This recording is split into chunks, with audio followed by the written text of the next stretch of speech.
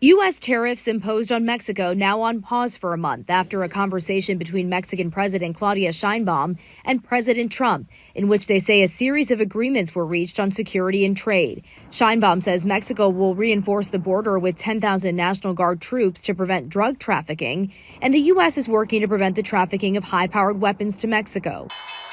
The stock market opening more than 300 points lower as investors brace for tariffs to go into effect. Trump using emergency authorities to impose 25% tariffs on Canada with a lower 10% tariff on Canadian oil and gas. Eventually, Mexico may face 25% tariffs as well. China also hit with 10% tariffs on top of those already in place from Trump's first term. He argues the tariffs are a necessary response to the flow of migrants and drugs, including fentanyl, coming into the U.S. Claims all three countries reject. This is retaliatory to a certain extent.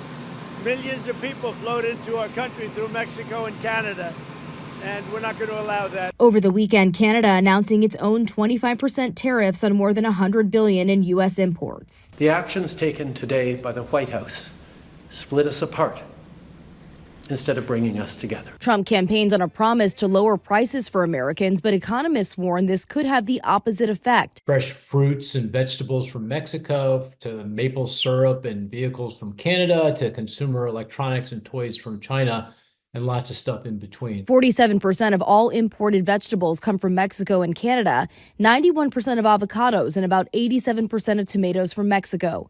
85% of all toys in the U.S. made in China. We may have short-term a little pain, and people understand that. Experts say building materials are also at risk, potentially raising the cost of buying a new home. Rena Roy, ABC News, New York.